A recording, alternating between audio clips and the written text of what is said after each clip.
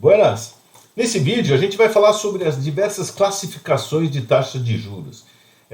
Isso às vezes dá confusão, aliás, normalmente dá confusão, porque às vezes até o mesmo tipo de nome é usado para uma classificação diferente. Tá ok? Algumas das classificações elas servem só para certos tipos de regimes de capitalização, outras não, podem ser usadas para mais de um tipo. Isso a gente vai discutir. Tá? Mas a grande ideia é entender os vários nomes que são usados, como ser classificado, e até para, em algum momento, você está lendo um contrato, interpretando alguma coisa, você saber o seguinte, olha, usou esse nome aqui, isso pode ser uma coisa ou outra, ou seja, pode ter uma interpretação dúbia, e aí você pede um esclarecimento, até para não errar e não pagar juros a mais ou receber a menos. Então, vamos discutir essas classificações? Vamos lá para o papel? Então, tá aqui. A primeira coisa, eu coloquei aqui essas duas colunas, montando essa tabela, mas não quer dizer que o que está nessa coluna só aplica só para um tipo de taxa. Então, pode ter uma classificação aqui que pula para outra e assim por diante. Então, esses são os vários tipos de classificação que você pode ter numa taxa. E é importante aí a gente separar isso. Começando pelo regime de capitalização. No regime de capitalização, a gente tem o chamado regime de capitalização de juros simples, ou em inglês simple, tá ok? Simple interest. E nesse tipo de classificação, eu tenho aqui as variáveis prazo, montante, capital, taxa e a taxa de inflação, que a gente vai usar aqui para baixo. Então, no regime de capitalização simples, eu tenho que o montante ele é o capital vezes 1 mais a taxa de juros simples vezes o número de períodos. Tá joia? Uma coisa sempre muito importante e para lembrar, sempre taxa e o período, eles têm que estar na mesma unidade de tempo. Sempre olhem isso, tá certo? E se não estiver, vai ter que fazer alguma modificação. Então vai ter que fazer, por exemplo, alguma equivalência aqui. Ou você ajusta o prazo ou ajusta a taxa, mas tem que estar sempre na mesma unidade de tempo. Isso quer dizer que se o prazo é ao ano, se o N é anos, a taxa tem que ser ao ano. Se a taxa é ao mês, o prazo tem que ser meses, número de meses. O outro tipo de classificação é o de juros chamados compostos, ou em inglês, compound. Bonito, hein? Chique falar isso daí, né? Então, tá aqui. E como a gente calcula um montante, então o montante que eu vou ter após N períodos vai ser o capital inicial multiplicado por 1 mais a taxa de juros compostos elevado a N. E vale aqui a mesma observação. Sempre taxa, em todos os casos, sempre a taxa e o prazo tem que estar na mesma unidade de tempo. Se um é ao dia, o outro tem que ser número de dias. Se um é número de trimestres, o outro, a taxa tem que ser ao trimestre. Pessoal, desculpa insistir nisso, mas é um dos principais erros que acontece quando você vai ver algum cálculo, algum problema. Então, sempre muito olho nisso daí. Muito bom. Então, tá aqui, essas são as formas quando o regime é capitalização simples ou juros compostos. A próxima aqui que nós vamos ver, vamos falar do período de capitalização. O que acontece aí? Aqui eu tenho aí duas classificações. Eu posso ter taxa nominal. Veja assim, são classificações de taxa. Então aqui eu estou falando taxa de juros simples. Aqui taxa nominal. ou taxa efetiva. Então, tenho essas duas classificações. E o que acontece aqui? A gente chama a taxa de nominal quando a unidade de tempo da taxa não coincide com o período de capitalização. Então, a unidade de tempo da taxa não coincide com o período de capitalização. Quer dizer que para usar essa taxa, você tem que fazer alguma transformação. O que quer dizer coincidir? Então, quando não coincide, quer dizer que foi dita, olha, é uma taxa de 10% ao ano, nominal.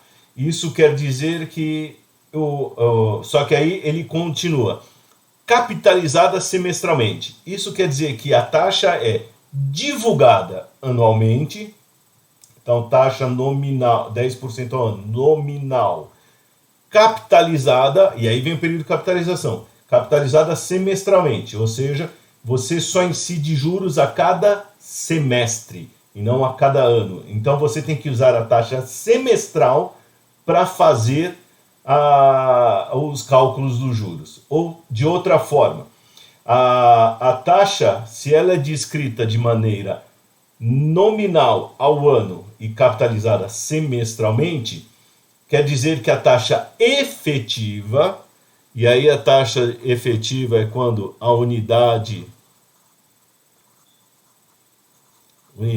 de tempo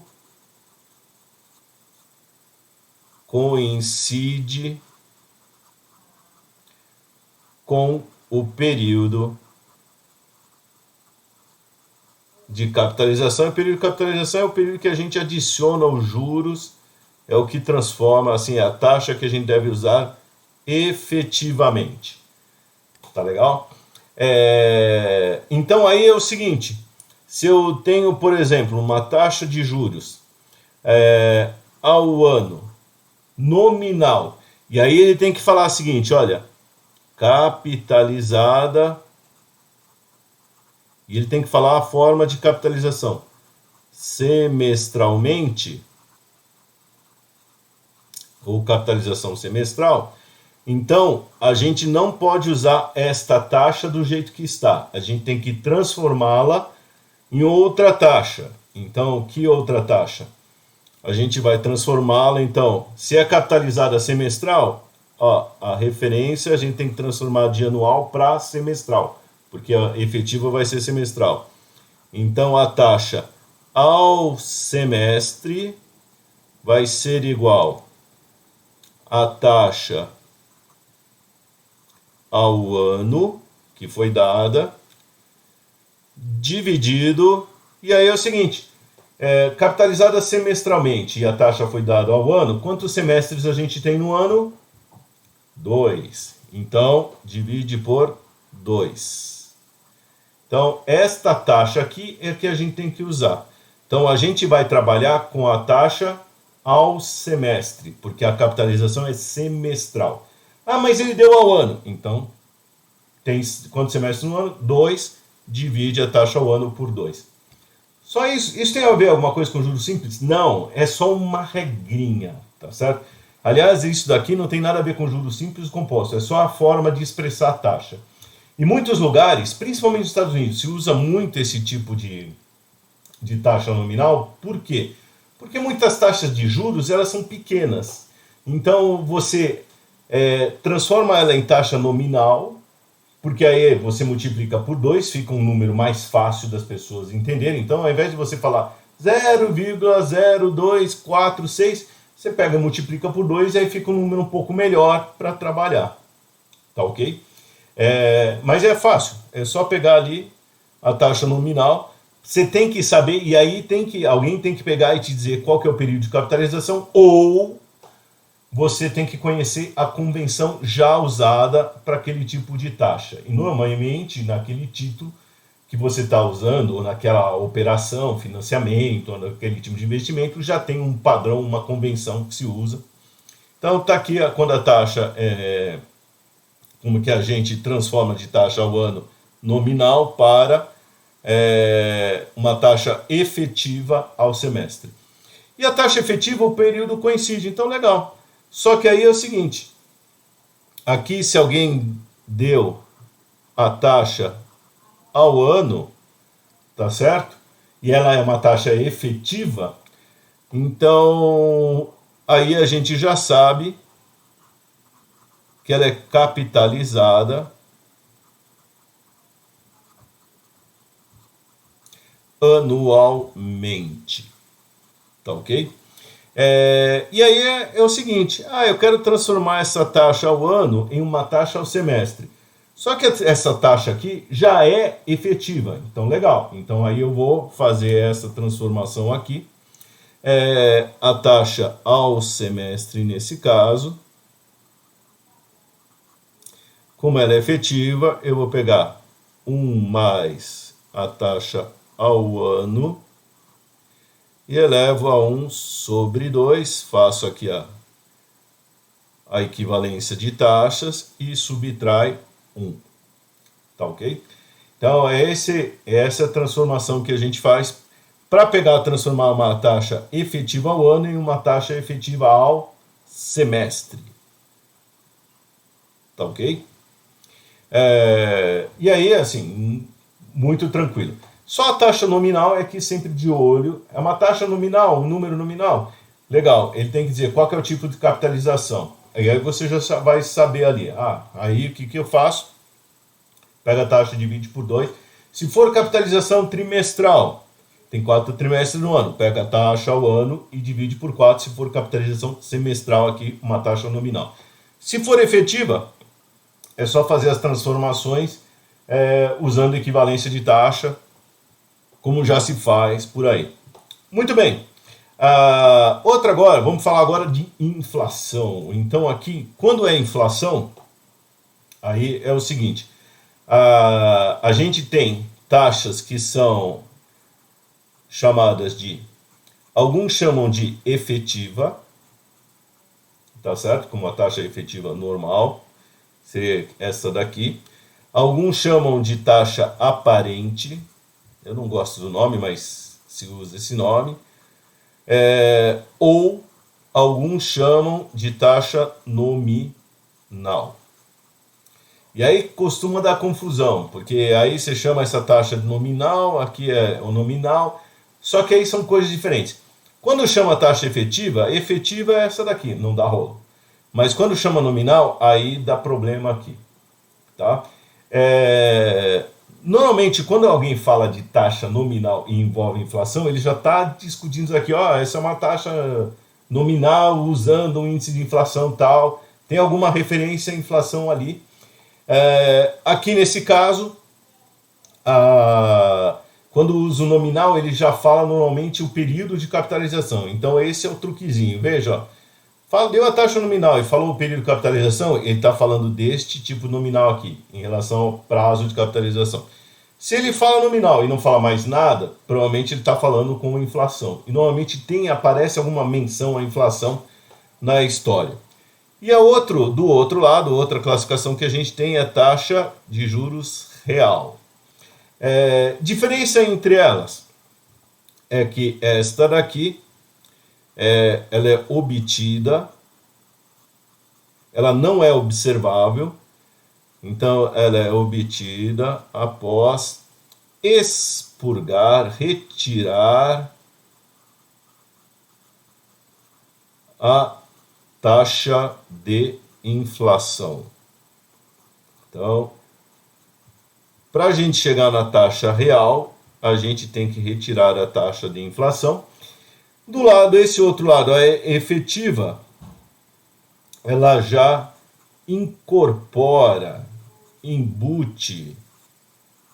incorpora, ou está embutindo a taxa de inflação. Então, essa é a diferença. Então, quando a gente fala uma taxa efetiva, normalmente a gente já fala dessa taxa efetiva, ela já incorpora ali a inflação. Agora, entenda o seguinte, alguém pode falar o seguinte, olha, a taxa real é 10% ao ano, tá certo? Capitalizada semestralmente. Então ele está falando de uma taxa real que é, na verdade, também, além de ser real, ou seja, é obtida depois de tirar a inflação, mas ela está sendo descrita usando esse tipo de convenção. Tá ok? Então por isso que eu falei, ó, essas coisas aqui podem pular de um lado para o outro. Bom, como que a gente chega nas taxas aqui? Aí vem a famosa fórmula de Fischer, que é a seguinte, a taxa... vou escrever aqui, por exemplo, ao ano efetiva é igual a 1 mais a taxa ao ano. Vou até fazer com outra cor aqui. Então, a taxa ao ano real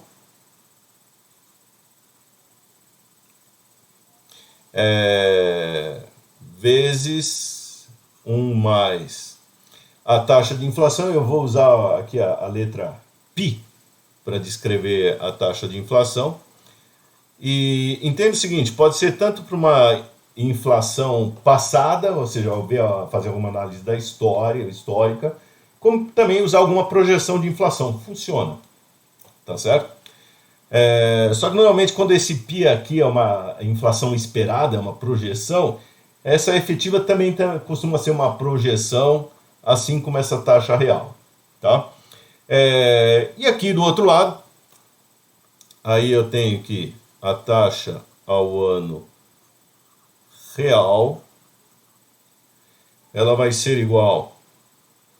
Aí é só inverter a fórmula de Fischer. A gente tem vídeo falando essa fórmula e tal, muito famosa, se usa muito por aí. Então é 1 mais a taxa ao ano efetiva.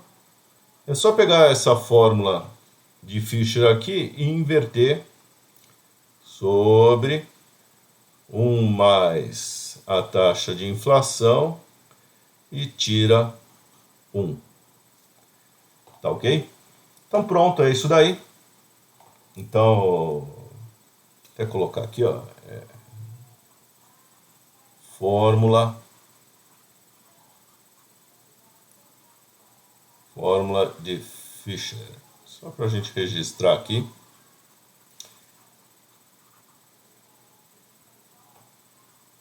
Tá joia? Então veja que eu posso ter várias classificações aí para o mesmo tipo de taxa. E aliás eu tenho que ficar de olho nisso justamente para usar corretamente. Próximo passo, vamos falar aqui da equivalência de taxas. O que acontece? Como eu falei, a taxa e o prazo tem que estar na mesma unidade de tempo. E muitas vezes não estão. Não que a gente queira isso, tá? Mas às vezes acontece, não tá por aí por algum motivo, por algum padrão, alguma convenção. Então a gente tem que fazer algum ajuste. Ou a gente ajusta o prazo, ou a gente ajusta a taxa. E aí, para fazer a conversão, quando a gente faz equivalência de taxa de juros simples, a gente chama as taxas de proporcionais. Tá? A gente usa esse termo, a taxa proporcional é para a taxa de juros simples, que a gente usa esse termo. Tá ok? E quando forem juros compostos, aí a gente chama de taxas equivalentes. Então, quando a gente fala taxas equivalentes, a gente já está falando de juros compostos. Tá joia? Mas tem gente que fala diferente. Tudo bem. Então, só manda escrever direito, explicar direitinho, com todos os detalhes, para a gente não errar no cálculo. Isso é essencial. Então, fazendo aqui, ó, Eu acho que inverti as cores aqui. Peraí, pronto. Esta com esta. Misturei o laranja com o marrom aí. Então aqui, as taxas proporcionais. Qual que é a ideia de taxas proporcionais? O mesmo montante, tá certo?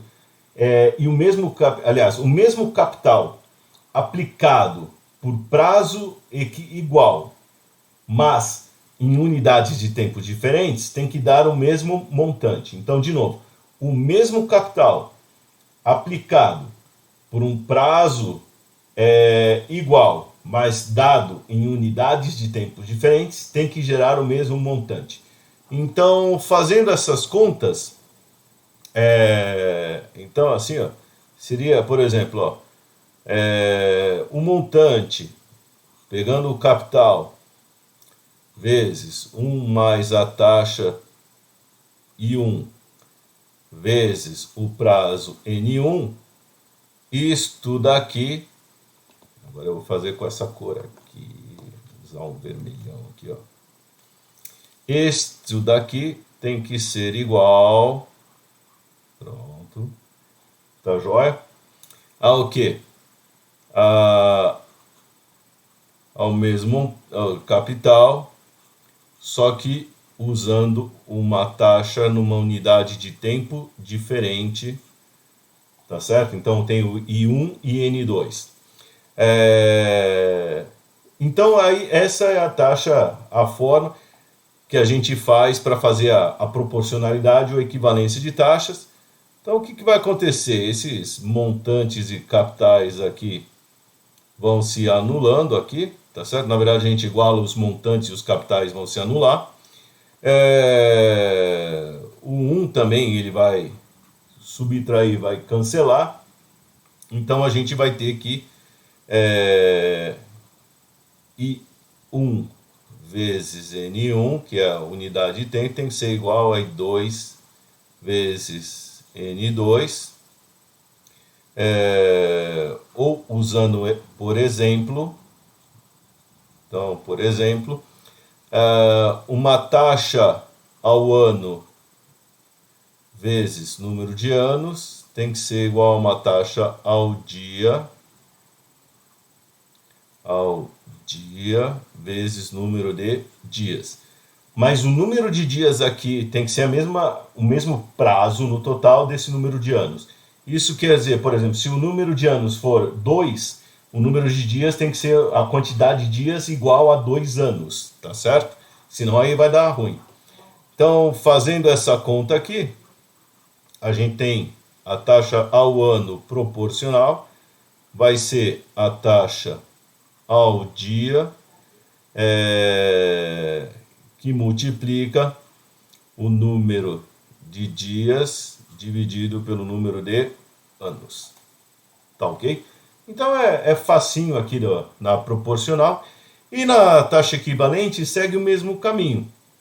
Então, fazendo essa fórmula aqui, eu vou ter que capital vezes... Só que agora eu vou já colocar ao ano aqui, ó. Pode trocar por I1, N1 também, como a gente fez aqui. Vou colocar aqui ao ano, ó. Esse capital vezes 1 mais a taxa ao ano sobre o número de anos, isso é um montante, eu quero que seja igual, equivalente ao capital, mesmo capital. Se for um capital diferente, não faz sentido achar equivalência. Aí eu estou misturando laranja com banana. Mesmo capital, vezes 1 mais a taxa ao dia, elevado ao número de dias. Lembrando que NA e o ND tem que ser mesma quantidade de tempo. Quantidade de tempo.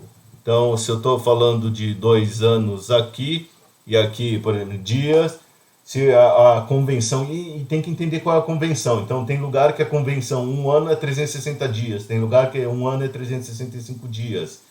A gente tem até um vídeo das várias convenções que existem por aí para contagem de dias. Mas tem que ver a convenção. Então, fazendo aqui, ó, os corta-cortas aqui e resolvendo. A taxa ao ano equivalente, tá certo? Vai ser 1 mais a taxa ao dia elevado ao número de dias sobre número de anos. Tudo isso, esse resultado menos 1. Tá ok? Então, aí, essa é a fórmula da equivalência de taxa. Quem quiser pode colocar aqui um colchete aqui só para dizer que tem que calcular antes e tal. Então tá aí. Não é complicado, só tem que entender aqui como que é a ideia de cada uma delas e vejam que faz diferença. Então, quando a gente está falando de taxa proporcional, aí eu estou falando estou falando no sistema de regime, no regime de capitalização simples. Quando estou falando de taxas equivalentes, estou falando do regime composto. E daí as fórmulas para cada um dos casos.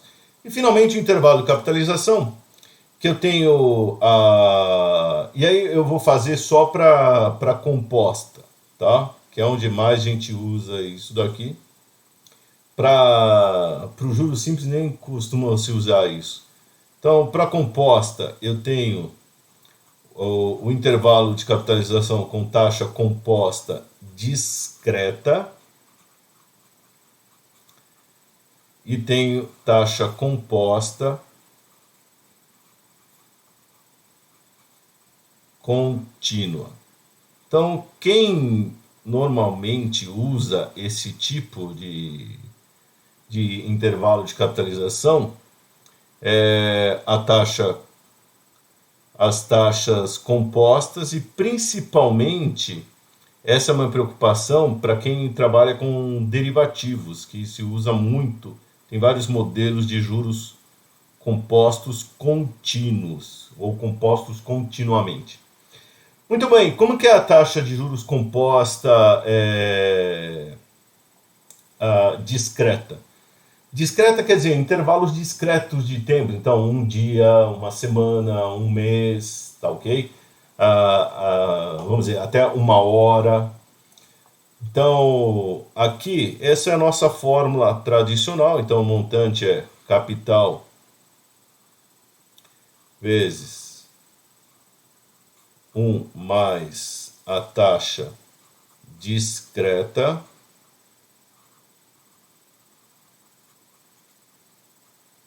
elevado a n. E aí eu tenho o seguinte, se me derem a taxa contínua para converter em taxa discreta, eu tenho a seguinte relação. A taxa discreta é igual a E. O E é aquele número 2,78, 271828, alguma coisa assim. Ou a função, que é a função exp do Excel, do Google Sheets. E elevado, aliás, deixa eu subir um pouco aqui para... Então, a função exp. E elevado a taxa contínua. Tudo isso menos 1. Então, assim é que eu converto de uma taxa contínua para taxa discreta. E aqui desse lado, a taxa, o montante calculado com taxa contínua.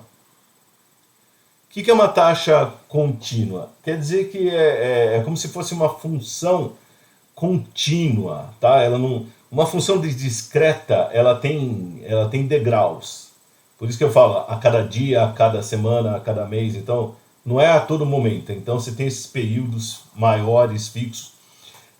Na taxa contínua, não. É como se a gente capitalizasse os juros, adicionasse os juros a cada fração de milésimo de segundo. Então, só para você tentar visualizar que é um intervalo de tempo assim, chamado infinitesimal. Então, é muito pequeno. A gente não consegue nem medir ali. Tá ok? E aí, essa fórmula eu pego o capital, multiplico pelo E, é o mesmo exp que a gente está vendo aqui, tá certo? Aqui embaixo, ó. E elevado a taxa contínua vezes o tempo N. Tá joia? Então eu tenho aqui, ó, taxa, vou colocar um parênteses aqui, ó, taxa contínua vezes o prazo N, elevo tudo, pego o E e elevo a essa taxa vezes o número de períodos. Tá ok? Essa é a fórmula da taxa, o montante calculado com taxa contínua. E aí a mesma transformação. Então, se eu quiser a taxa contínua a partir de uma taxa discreta, então a taxa contínua vai ser o logaritmo neperiano aqui, o ln, de 1 mais a taxa discreta. Poxa, mas usam isso? Usam muito para derivativos. E aqui, por exemplo, quando eu vou calcular o prêmio de uma opção, usando, por exemplo, o modelo do Black-Scholes, o que é muito comum? Eu uso a taxa como referência, eu uso a taxa de juros DI, que é uma taxa discreta, só que para usar no modelo Black-Scholes eu tenho que transformá-la em taxa contínua. E aí eu faço essa transformação. Então eu calculo o ln de 1 mais a taxa DI, tá certo? Projetada, taxa DI futura. E aí chego na taxa contínua, e esta taxa contínua é que eu ponho no modelo do Black-Scholes. Senão está errado, senão eu estou mexendo nos parâmetros, não estou atendendo aquilo que o modelo está pedindo, e famoso vai dar ruim. Tá ok? Pessoal, essas são as várias classificações que tem uma taxa, e aí a gente tem que estar de olho aí, ó.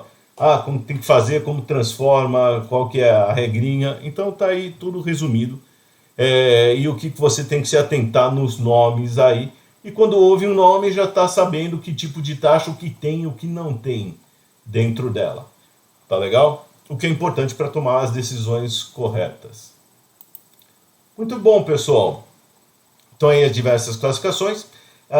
Pratiquem, leiam, e importante, quando vocês estão lendo um contrato, fazendo uma operação, analisando um financiamento, um empréstimo, um investimento, procurem essas classificações ali para você entender direito o tipo de taxa e não, vamos dizer, não perder dinheiro pagando mais do que deveria ou recebendo menos também que deveria. Tá bom? Até mais!